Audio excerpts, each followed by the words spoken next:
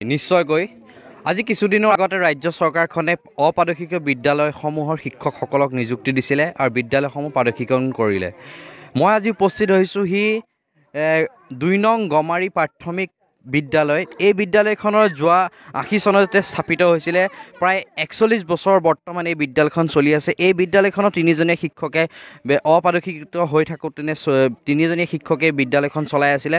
বৰ্তমান তেখেত তিনিজন শিক্ষকৰে নিযুক্তি প্ৰক্ৰিয়া হৈ গ'ল, কিন্তু দুৰ্ভাগ্যবশতভাৱে এই বিদ্যালয়খনৰ যি তিনিজন শিক্ষক আছিলে, এই তিনিজন শিক্ষকে কিন্তু অন্য এখন বিদ্যালয়ৰ শিক্ষা বিভাগে পঠিয়াই দিলে। তাৰ ফলশ্ৰুতিত এই বিদ্যালয়খনৰ এতিয়া বহু সংখ্যক শিক্ষাৰ্থী পঢ়াৰ যিটো সুবিধা, এই সুবিধাকণ নাইকিয়া কৰি পেলালে, যিহেতু ইয়াত এই বিদ্যালয়খনত শিক্ষকবিহীন এখন বিদ্যালয় হৈ পৰিলে।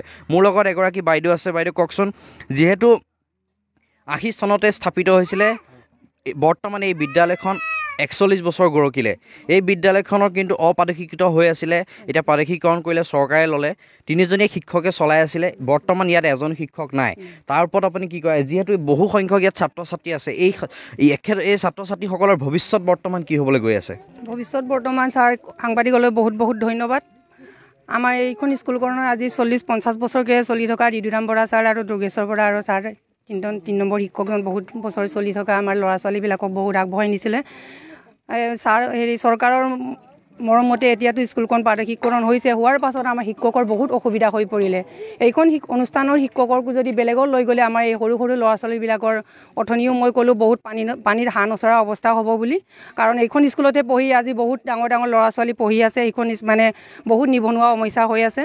গতিকে ছাৰসকললৈ যদি আমি ৰখাব নোৱাৰোঁ, এই ল'ৰা ছোৱালীবিলাকৰ অৱস্থা কি হ'ব? আমি দূৰণিলৈকো এইখন ল'ৰা ছোৱালী পঠিয়াব নোৱাৰোঁ। কাৰণ আমাৰ বহুত দুখীয়া এইখন গাঁৱত, এইখন ৱাৰ্ডখন উত্তৰ কলাবাৰী গাঁৱৰ গাঁও পঞ্চায়তৰ আমাৰ ৱাৰ্ডখনেই বহুত দুখীয়া।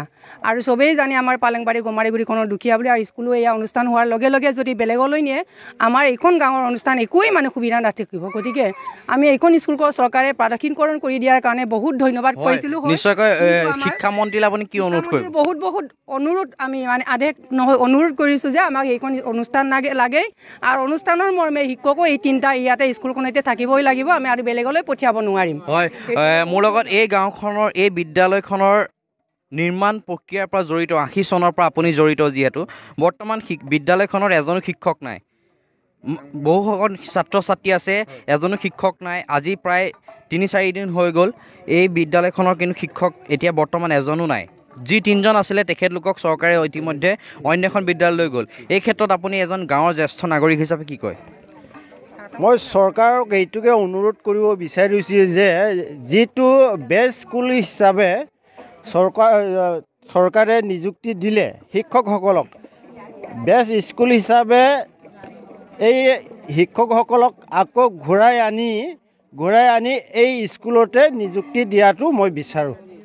হয়, নিশ্চয়কৈ গাঁওবাসীৰ ৰাইজে এতিয়া এটাই কামনা শিক্ষা বিভাগলৈ, যে বৰ্তমান ৰাজ্য চৰকাৰ শিক্ষামন্ত্ৰী মহোদয়লৈ, যে এই বিদ্যালয়খন বিদ্যালয় হৈ জীয়াই থাকিবলৈ দিয়ক। আৰু এই ভৱিষ্যত জীৱনৰ বাবে আগবাঢ়ি অহা এই ছাত্ৰ ছাত্ৰীসকলক যাতে অন্ধকাৰৰ দিশলৈ তেখেতলোকক পঠিয়াই নিদিয়ে, গাঁওবাসীৰ ৰাইজে বৰ্তমান এইটোৱে বিচাৰে।